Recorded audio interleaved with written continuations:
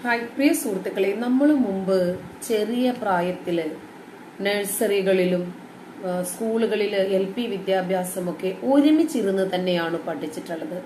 ഞാൻ തറയിലിരുന്നാണ് പഠിച്ചത്. എൻ്റെ സമയത്തൊക്കെ അന്ന് ആ സ്കൂളിലൊന്നും ബെഞ്ചും ഡെസ്കും ഒന്നും വന്നിട്ടില്ല. 1ാം ക്ലാസ്സുകാർക്ക് തറയിൽ നമ്മൾ ഇപ്പോൾ അംഗൻവാടികളും ഒക്കെ പുരോഗമിച്ചിട്ടുണ്ട്.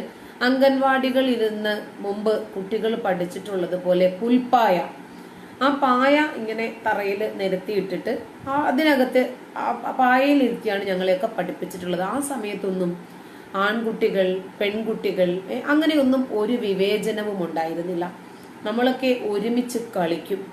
ആ സമയത്തും ആൺകുട്ടി പെണ്ണ് അങ്ങനെ ഒരുമിച്ച് കളിക്കാൻ പാടില്ല, അങ്ങനെയൊന്നും ഉണ്ടായിരുന്നില്ല. നമ്മൾ സ്കൂളില് ഓട്ടമത്സരം മറ്റ് പലതരം കലാകായിക പരിപാടികളിൽ പങ്കെടുക്കുമ്പോഴും ആൺകുട്ടികൾക്ക് പ്രത്യേകം പെൺകുട്ടികൾക്ക് പ്രത്യേകം അങ്ങനെയൊന്നും ഒരു വിഭാഗം ഉണ്ടായിരുന്നില്ല. പക്ഷേ പിൽക്കാലത്ത് മത അന്ധവിശ്വാസത്തിന്റെ അതിപ്രസരം കാരണം ഓരോ സ്കൂളുകളിലും മതവൽക്കരണം വന്നു. ചില സ്കൂളുകളുടെ പേര് കേട്ടാൽ തന്നെ നമുക്കറിയാം അത് ഇന്ന മതവിശ്വാസികളുടെ സ്കൂളാണ്. അങ്ങനെ മതേതര മലയാളിക്കരകളില് സ്കൂളുകൾക്ക് പോലും, അതായത് പൊതുവിദ്യാലയങ്ങളിൽ പോലും മതം കടന്നു വന്നു. അങ്ങനെ എല്ലാം മതമയമായി കഴിഞ്ഞപ്പോൾ മനുഷ്യന്റെ ബ്രെയിനിനും മതത്തിന്റെ രൂപം വന്നു. അവൻ ചിന്തിക്കുന്നതൊക്കെ മതവൽക്കരണത്തിലൂടെയാണ്. അവൻ ഏതൊരു കാര്യം ചെയ്താലും ആ ചെയ്യുന്നതിൽ ഒരു മതമുണ്ടാകും. തുടങ്ങി മനുഷ്യന്റെ ജീവിതത്തിന്റെ നിഖില മേഖലകളിലും മതം കടന്നു വരാൻ തുടങ്ങി. ഹലാൽ ക്വാണ്ടം മുതൽ ഹലാൽ ഉണക്കമീനും മഞ്ഞപ്പൊടിയും അടക്കം വിപണിയിൽ വിൽപ്പന ചരക്കായി വന്നു. അതിനകത്തും മതം കുത്തിക്കയറ്റി. ഇറച്ചി, മീന് തുടങ്ങിയവ വിൽക്കുന്നതിലൊക്കെയും ഒരു ഹലാൽ മയം നമ്മൾ കാലങ്ങളായി കാണുന്നുണ്ട് എന്ന് തുടങ്ങി മനുഷ്യന്റെ വസ്ത്രത്തിലും ഭക്ഷണത്തിലും ദിനചര്യകളിലും എന്തിനേറെ ഹോസ്പിറ്റലുകളിൽ വരേക്കും മതം കടന്നു വന്നു. ഇങ്ങനെ മതം മനുഷ്യനെ നിയന്ത്രിച്ചു കഴിഞ്ഞപ്പോൾ ആണ് പെണ്ണ്, പെണ്ണിന്റെ വസ്ത്രം ആണിന്റെ വസ്ത്രം, പെണ്ണിന്റെ വിദ്യാലയം ആണിന്റെ വിദ്യാലയം, ഇങ്ങനെ തുടങ്ങി എല്ലാത്തിലും ഇത്തരം ഒരു ജനാധിപത്യ രാജ്യത്ത് മതം കടത്തിവിടാൻ സാധിക്കാത്ത ഒരു മേഖലയും ഇല്ലാത്ത ഒരവസ്ഥയായി. അപ്പോൾ പെണ്ണിന്റെ കണ്ണുകളിൽ നിന്നൊരു പുരുഷന്റെ കണ്ണിൽ നിന്നൊരു വികിരണം പുറത്തു വരുന്നുണ്ടെന്നും ആ വികിരണം പെണ്ണിന്റെ കണ്ണിലേക്ക് ആകർഷിക്കപ്പെട്ടാൽ അത് വലിയ വിപത്തുകൾ ഉണ്ടാക്കുമെന്നും അതുവഴി ത്വക്ക് ക്യാൻസർ വരെ ഉണ്ടാകാൻ ഇടയുണ്ടെന്നുമാണ് വലിയ ഡോക്ടറായ സാക്കിർ നായിക് പറഞ്ഞത്. ഈ വികിരണത്തിനൊരു പ്രത്യേകതയുണ്ട്. റിലേഷൻഷിപ്പ് അറിയാം. അതായത് വാപ്പയാണ് മകളെ നോക്കുന്നതെങ്കിൽ അത് വരില്ല, ആ വികിരണം വരില്ല. കാരണം വികിരണത്തിന് ചിന്തയുണ്ട്, ഇതെന്റെ മകളാണ്, ശരി. അപ്പൊ ഭാര്യയുടെ സഹോദരങ്ങളെ നോക്കിയാലും വരില്ല, ഇദ്ദേഹത്തിന്റെ സഹോദരങ്ങളെ നോക്കിയാലും വരില്ല. ഇങ്ങനെ അമ്മയെയും പെങ്ങളെയും മകളെയും തിരിച്ചറിയാൻ സാധിക്കുന്ന ഹോർമോണുകൾ വരെ ഉണ്ടായി. ഇപ്പോഴിതാ പർദ്ദയിട്ട താത്താമാര് വന്നിട്ട് ഔറത്ത് പോലും മര്യാദയ്ക്ക് മറയ്ക്കാതെ കൈമുട്ടുവരെ കാണിച്ചിട്ട് തട്ടഹസിക്കുന്നു, വൈകാരികമായി സെക്സ് ക്ലാസ് എടുക്കുന്നു. മനുഷ്യന്റെ തലച്ചോറിലല്ലേ ലൈംഗികതയുള്ളത്? ഞാൻ മനസ്സിലാക്കുന്നത് അങ്ങനെയാണ്. പക്ഷേ ഇവര് മനസ്സിലാക്കുന്നത് 2 തുടകൾക്കിടയിലാണ് ലൈംഗികത ഇരിക്കുന്നത് എന്നാണ്. എവിടെ എപ്പോൾ എന്ത് പ്രവർത്തിക്കണമെന്നും എവിടെയാണ് ഒരു മനുഷ്യൻ കൺട്രോൾ ചെയ്യേണ്ടതെന്നും തീരുമാനിക്കേണ്ടത് തലച്ചോറാണ്. പക്ഷേ ഇവർക്ക് ശരീരം മുഴുവനും ലിംഗമായതുകൊണ്ടും എല്ലാ കാര്യങ്ങളും ലിംഗം കൊണ്ട് ചിന്തിക്കുന്നു എന്നുള്ളത് കൊണ്ടും ഇവർക്ക് അങ്ങനെ ആകാനേ പറ്റൂ എന്നാണ് ഞാൻ മനസ്സിലാക്കിയിട്ടുള്ളത്. ഇതിനെ കുറിച്ച് തന്നെയാണ് ഞാൻ സംസാരിക്കുന്നത്.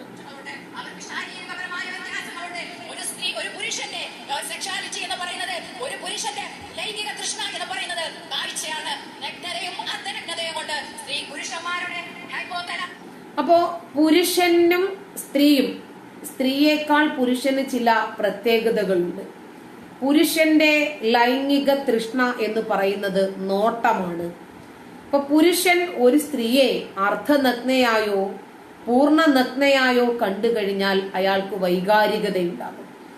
അങ്ങനെ അയാൾ അവളെ കയറി പിടിക്കാനുള്ള ഒരു ടെൻഡൻസി ഉണ്ടാകുമെന്നാണ്. പെങ്ങളെ കണ്ടാലും ഉണ്ടാകുമോ? അമ്മയെ കണ്ടാലും ഉണ്ടാകുമോ? മകളെ കണ്ടാലും ഉണ്ടാകുമോ? എന്തുകൊണ്ടാണ് ഈ സമുദായത്തിൽ ഇത്രയധികം അരാജകത്വം ഉണ്ടാകുന്നത് എന്നിപ്പോൾ മനസ്സിലായില്ലേ? അപ്പോ എല്ലാ പുരുഷനെയും കൂടിയാണ് ഇവർ പറയുന്നത്. എന്നാൽ ഒരു കാര്യം കൂടി മനസ്സിലാക്കിക്കൊള്ളൂ സഹോദരി, എല്ലാ പുരുഷന്മാരും നിങ്ങൾ വിചാരിക്കുന്ന ഗണത്തിൽപ്പെടുന്ന ആളുകളല്ല. അവർക്ക് തലച്ചോറുണ്ട്, അതിലൊരു പ്രവർത്തനവും പ്രതിപ്രവർത്തനവുമുണ്ട്. അതുകൊണ്ട് തന്നെ ഇതെന്റെ ആരാണ് എന്ന് തിരിച്ചറിയാനുള്ള ഒരു ബുദ്ധിയും വിവരവും അവർക്കുണ്ട്. എന്തുകൊണ്ടാണ് ഫോറിൻ കൺട്രീസിലൊക്കെ ഇതേപോലെയുള്ള ധാരാളം സംഭവങ്ങൾ നടക്കുന്നു എന്നൊന്നും റിപ്പോർട്ട് ചെയ്യപ്പെടാത്തത്? പോട്ടെ, സൗദി അറേബ്യ, ദുബായ്, ഖത്തർ പോലെയുള്ള രാജ്യങ്ങളിൽ എന്തുകൊണ്ടാണ്? അവിടെയും ഉണ്ടല്ലോ ഇതുപോലെ അർദ്ധനഗ്നരായിട്ട് നടക്കുന്നവർ. ഇപ്പോ അറേബ്യൻ ഭരണാധികാരികളുടെ ഭാര്യയും മക്കളും പോലും ആധുനിക മനുഷ്യരായി മാറിക്കൊണ്ടിരിക്കുകയാണ്. അവർ ഈ പ്രാകൃതമായിട്ടുള്ള പർദ്ദയും മക്കനെയും ഈ സഞ്ചരിക്കുന്ന ശ്മശാനം പോലെയുള്ള വേഷങ്ങളൊന്നും അല്ലായിട്ടുണ്ട് നടക്കുന്നത്. അവരുടെ വസ്ത്രങ്ങളിലൊന്നും റിഫ്ലക്ഷന്റെ ആവശ്യവുമില്ല. പർദ്ദയും മക്കനെയും ഇടുന്ന ആളുകൾക്കാണ് അതിന്റെയൊക്കെ ആവശ്യം. റോഡ് മുറിച്ച് കടക്കുമ്പോൾ പോലും ഈ മറുതകളാണ് പോകുന്നതെന്ന് തിരിച്ചറിയാൻ പറ്റുന്നില്ല. അതുകൊണ്ടാണ് റഹ്മത്തുള്ള കാസിമി മൂത്തേടം പറഞ്ഞത്, കറുത്ത ചാക്കിട്ട പോത്ത്. അവര് തന്നെയാണ് പരിഹസിക്കുന്നത്. ഇരിക്കട്ടെ. അപ്പൊ അവിടെയുള്ള അർദ്ധനഗ്നരായിട്ടുള്ള ആളുകളെ കാണുമ്പോൾ എന്തുകൊണ്ടാണ് ഈ മലയാളി പുരുഷന്മാരും യഥേഷ്ടം അവിടെ ഉണ്ടല്ലോ? ഇനി മലയാളികളുടെ വികാരം മാത്രമാണ് കൂടുതൽ ഉള്ളതെങ്കിൽ എന്താണ് കയറി പിടിക്കാൻ തോന്നാത്തത്? ആ സമയത്ത് ഇവരുടെ വികാരം ഇവർക്ക് നിയന്ത്രിക്കാൻ കഴിയുന്നുണ്ടോ? എന്തുകൊണ്ടാണത്? അപ്പോൾ എല്ലാ പുരുഷന്മാരും ഇവരുദ്ദേശിക്കുന്ന കാറ്റഗറിയിൽ പെട്ടവരല്ല. ഒരുപക്ഷെ ഇവരുടെ അനുഭവത്തിൽ, ഇവര് വളർന്നു വന്ന പശ്ചാത്തലത്തിൽ എല്ലാവരും അങ്ങനെ ആയിരിക്കും. അവർക്ക് ശാരീരികപരമായ വ്യത്യാസങ്ങളുണ്ട്. ഒരു സ്ത്രീ, ഒരു പുരുഷന്റെ സെക്ഷുവാലിറ്റി എന്ന് പറയുന്നത്, ഒരു പുരുഷന്റെ ലൈംഗിക തൃഷ്ണ എന്ന് പറയുന്നത് കാഴ്ചയാണ്. നഗ്നതയും അർദ്ധനഗ്നതയും കൊണ്ട് സ്ത്രീ പുരുഷന്മാരുടെ ഹൈപ്പോതലാമസ് എന്ന ലൈംഗിക ഗ്രന്ഥി ഉത്തേജിപ്പിക്കപ്പെടുകയും അവിടെ ടെസ്റ്റോസ്റ്റിറോൺ എന്ന ഹോർമോണുകൾ, ലൈംഗിക ഹോർമോണുകൾ ഉൽപ്പാദിപ്പിക്കപ്പെടുകയും ചെയ്യും. എന്നാൽ സ്ത്രീയുടെ ശാരീരികാവസ്ഥ, ജൈവികാവസ്ഥ അങ്ങനെയല്ല. സ്ത്രീകൾക്ക് അങ്ങനെ കാഴ്ച കൊണ്ട് അവർക്ക് ലൈംഗിക മോഹം ഉണ്ടാവുകയില്ല. ഇങ്ങനെ ഉൽപ്പാദിപ്പിക്കപ്പെടുന്ന സ്ത്രീ പുരുഷ ഹോർമോണുകൾ, ടെസ്റ്റോസ്റ്റിറോണുകൾ പുരുഷ ശരീരത്തിൽ അടിഞ്ഞുകൂടുമ്പോൾ അത് ഒരു തനിക്ക് ഉത്തേജിപ്പിക്കപ്പെടുന്ന വസ്തുവിനെ ആക്രമിക്കാനും കീഴടക്കാനുമുള്ള ഒരു ടെൻഡൻസി, അക്രമവാസന പുരുഷ ശരീരത്തിൽ ഉണ്ടാവുന്നു. അങ്ങനെ ഉണ്ടാവുന്ന ആ ഒരു ഘട്ടത്തിന്, ആ ഒരു അവസ്ഥയിലേക്കാണ് സ്ത്രീയെയും പുരുഷനെയും ആൺകുട്ടിയും പെൺകുട്ടിയും ഒന്നിച്ചിരുത്തണമെന്ന ഒരു അവസ്ഥയിലേക്ക് നമ്മുടെ ഗവൺമെന്റ് മുന്നോട്ട് വന്നത്.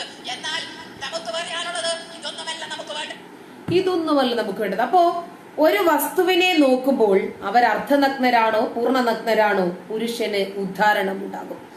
അവൻ ഉത്തേജിപ്പിക്കപ്പെടുന്ന വസ്തുവിനെ കയറി പിടിക്കാനുള്ള ഒരു ടെൻഡൻസി ഉണ്ടാകും. അതല്ല സഹോദരി, മുസ്ലിം പുരുഷന്മാർക്ക് മാത്രമേ ഉള്ളൂ ഈ ഉത്തേജനവും ഉദ്ധാരണവും ഒക്കെ. കയറി പിടിക്കാൻ തോന്നുന്ന ഒരു ടെൻഡൻസി ഉണ്ടാകുമ്പോൾ അറ്റമടക്കം കടക്കലടക്കം വെട്ടാനുള്ള നിയമമുണ്ടെങ്കിൽ ഒരു പരിധിവരെ ആ ഉത്തേജകമൊന്നും ഉണ്ടാകില്ല, അല്ലെ? അപ്പോ നിങ്ങളുടെ വീട്ടിൽ ഇപ്പം ഈ സ്ത്രീയുണ്ട്, ഈ സ്ത്രീയുടെ വീട്ടിലുള്ള സഹോദരൻ ആണല്ലേ? അപ്പോ ഇവര് പരസ്പരം നോക്കുമ്പോഴും ഈ ഹോർമോൺ ഉത്തേജിപ്പിക്കപ്പെടില്ലേ? അതോ ഹൈപ്പോതലാമസും ടെസ്റ്റോസ്റ്റിറോണും ഒക്കെ മാറി നിൽക്കുമോ? അതോ ഇവർക്കില്ലേ? അതോ ഈ ഹൈപ്പോതലാമസിനും ടെസ്റ്റോസ്റ്റിറോണിനും ഒക്കെ അറിയാമോ? ഇതെന്റെ പെങ്ങളാണ് കേട്ടോ, ഇതെന്റെ അമ്മയാണ് കേട്ടോ, ഇതെന്റെ സഹോദരന്റെ ഭാര്യയാണ് കേട്ടോ, ഇതെന്റെ സുഹൃത്തിന്റെ പെങ്ങളാണ് കേട്ടോ, അങ്ങനെയൊക്കെ അറിയാമെന്നാണോ? ഈ ജന്മങ്ങള് MM അക്ബറിനെ പോലെയുള്ളവരുടെ ആലയങ്ങളിൽ നിന്ന് ട്യൂഷൻ ലഭിച്ചിട്ടുള്ളവരാണ്. അവര് പറയുന്ന വൈകാരികതയൊന്ന് കണ്ടു നോക്കിക്കേ. അവരുടെ വസ്ത്രം ഏതാണ്ട് മുട്ടുവരെ മാറിക്കിടക്കാണ്. ഇത്രയും കാണുന്നുണ്ട് അവരുടെ ശരീരം. അപ്പോ ഇവരുടെയൊക്കെ ജീവിതത്തില് ഇവര് മതമെങ്കിലും മനസ്സിലാക്കുന്നവരാണ്. മുഖം മറക്കണ്ട, അതൊന്നും ഇസ്ലാം പഠിപ്പിക്കുന്നതല്ല. പക്ഷേ ഇസ്ലാമിക ചര്യപ്രകാരം ഇവര് വിശ്വസിക്കുന്നത് മുൻകൈയും മുഖവും ഒഴികെ ബാക്കി എല്ലാ ഭാഗവും മറയ്ക്കണമെന്നല്ലേ? അറ്റ്ലീസ്റ്റ് അത്രയെങ്കിലും മറച്ചിട്ടാണ് ഇവര് മതം പറഞ്ഞിരുന്നതെങ്കിൽ കുറച്ചെങ്കിലും നമുക്ക് അഡ്മിറ്റ് ചെയ്യാമായിരുന്നു. നമ്മൾ വിശ്വസിക്കുന്നതും നമ്മൾ അംഗീകരിക്കുന്നതും അല്ല. ഈ വേഷം നമ്മുടെ നാടിനെ കീഴടക്കാൻ തുടങ്ങിയിട്ട് 10-30 കൊല്ലമേ ആയിട്ടുള്ളൂ. അതിനു മുമ്പൊന്നും ഈ വേഷമില്ല. ഇത് അറേബ്യയിൽ നിന്ന് ഉരുത്തിരിഞ്ഞു വന്ന വേഷമാണ്. അവിടുത്തെ പൊടിപടലങ്ങളിൽ നിന്ന് രക്ഷപ്പെടുന്നതിന് വേണ്ടി അവര് കണ്ടെത്തിയ ഒരു വേഷം. അവരൊക്കെ ആധുനിക മനുഷ്യരായി മാറിയപ്പോൾ നമ്മളിപ്പോഴും പ്രാകൃതത്തിലേക്ക് ഫ്ലൈറ്റ് പിടിച്ചു കൊണ്ടിരിക്കുന്ന ഒരു സാഹചര്യത്തിലാണുള്ളത്. അപ്പോൾ അതുകൊണ്ടാണ് പറയുന്നത്, ഇവരുടെ ഈ വൈകാരികതകളൊക്കെ കണ്ടു കഴിഞ്ഞാല് നമുക്ക് തോന്നും, മദ്രസയിൽ വരുന്ന ചെറിയ കുഞ്ഞുങ്ങളെ ഉസ്താദുമാര് കയറി പിടിക്കുന്നത് കുഞ്ഞുങ്ങളെ അർദ്ധനഗ്നരായി കാണുന്നത് കൊണ്ടാണോ? പൂർണ്ണനഗ്നരായി കാണുന്നത് കൊണ്ടാണോ? ഈ നഗ്നതയും വസ്ത്രവും വേഷവും ഈ പീഡനവും ഒന്നും തമ്മിൽ ഒരു ബന്ധവുമില്ല. ഒരു പെങ്ങള് അങ്ങനെ നഗ്നയായി നിൽക്കുന്നത് കണ്ടാൽ ഒരാങ്ങളെ എന്താ ചെയ്യാ? കയറി പിടിക്കലാണോ? പോയി തുണി എടുത്ത് കൊടുക്കടി എന്ന് പറയും. അതല്ലെങ്കിൽ ഉടുത്തിരിക്കുന്ന തുണി ഉരിഞ്ഞ് പെങ്ങളെ പുതപ്പിക്കും. അത് തന്നെയാണ് നല്ല വീടുകളില് പൊതുബോധത്തോടുകൂടി വളർത്തിക്കൊണ്ടുവരുന്ന മാതാപിതാക്കള് മക്കളെ ട്രെയിൻ ചെയ്യിപ്പിക്കുന്നത് അങ്ങനെയാണ്. ഇത് പെണ്ണെന്നോ ആണെന്നോ അവരുടെ ബന്ധം എന്തെന്നോ ഒന്നും ഒരു വ്യത്യാസവും ഇല്ലാതെ ആണ് പെണ്ണ് അങ്ങനെ മാത്രമാണ് കാണുന്നതെങ്കിൽ ചിലപ്പോൾ പെങ്ങളാങ്ങളയുടെ കുഞ്ഞിനെയൊക്കെ പ്രസവിച്ചെന്നിരിക്കും. ഉമ്മ മക്കളുടെ മക്കളെ പ്രസവിച്ചെന്നിരിക്കും. കാരണം അവരിൽ ഉരുത്തിരിഞ്ഞു വരുന്ന പൊതുബോധം ഇതാണ്. ഈ സ്ത്രീ ഇത് പറയുമ്പോൾ ഈ പീഡിപ്പിച്ചിട്ട് പിടിക്കപ്പെടുന്ന ഉസ്താദന്മാര് പറയും, ഞാനല്ലത് ചെയ്തത്, എന്റെ ഹൈപ്പോതലാമസിൽ അന്നേരം തോന്നി, അപ്പോൾ എന്റെ ടെസ്റ്റോസ്റ്റിറോൺ ഇങ്ങ് എഴുന്നേറ്റ് വന്നു, എനിക്ക് വേറെ മാർഗം ഉണ്ടായിരുന്നില്ല, ഞാനല്ല കേട്ടോ. അപ്പൊ നിങ്ങളൊരു കാര്യം ചെയ്യും, ടെസ്റ്റോസ്റ്റിറോണിനെ അറസ്റ്റ് ചെയ്തോ, ഞാൻ നിരപരാധിയാണ്. അപ്പോൾ ഈ പീഡിപ്പിക്കുന്ന മുഴുവൻ ആളുകളെയും വെള്ള പൂശാനല്ലേ ഇത്തരം ന്യായീകരണങ്ങൾ ഉപയോഗിക്കും?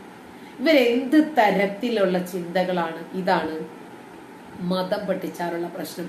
താത്ത പഠിച്ചിരുന്ന കാലത്ത് താത്തായ്ക്ക് ആൺകുട്ടിയും പെൺകുട്ടിയും ഒരുമിച്ചിരുന്ന് പഠിക്കാനുള്ള സൗഭാഗ്യം ലഭിച്ചിട്ടുണ്ടാവത്തില്ല. അതുകൊണ്ടാണ് ഈ മദ്രസ പ്രോഡക്റ്റിന് ഇങ്ങനെ സംസാരിക്കാൻ സാധിക്കുന്നത്.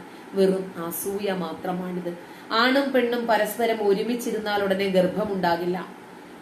അത് മറച്ചും ഒളിപ്പിച്ചും വെക്കുമ്പോഴാണ് അതറിയാനൊക്കെയുള്ള ടെൻഡൻസി കുട്ടികളിൽ കൂടുതൽ ഉണ്ടാകുന്നത്. ഇതങ്ങനെയല്ല. ഇത് ഒരുമിച്ച് ഇടപഴകി വളരുകയും മനസ്സിലാക്കുകയും പഠിക്കുകയും ഒക്കെ ചെയ്യുന്ന കുട്ടികളില് ആണും പെണ്ണും ഒന്ന് നോക്കിയാൽ ഉടനെ തന്നെ സെക്സ് സംഭവിക്കും എന്ന് ചിന്തിക്കുന്നവരുടെ മനോഭാവത്തിനാണ് ചികിത്സ വേണ്ടത്. അവർക്കാണ് മനോവൈകല്യമുള്ളത്. അവരാണ് മാനസിക രോഗികൾ. നമ്മുടെ സമൂഹത്തിൽ അങ്ങനെ ഒട്ടനവധി വിഷയങ്ങൾ കാണുന്നുണ്ട്. എല്ലാം ടെസ്റ്റോസ്റ്റിറോണിനെ മാത്രം പറഞ്ഞ് താത്ത തടി തപ്പുമ്പോൾ പച്ച മടല് വെട്ടി അടിക്കേണ്ടുന്ന ടീം ഉള്ളിൽ നിന്ന് ചിരിക്കുന്നുണ്ട്. ആഹാ, ഇവര് പറഞ്ഞത് കൊണ്ട് ഞങ്ങളും രക്ഷപ്പെട്ടല്ലോ. നന്ദി.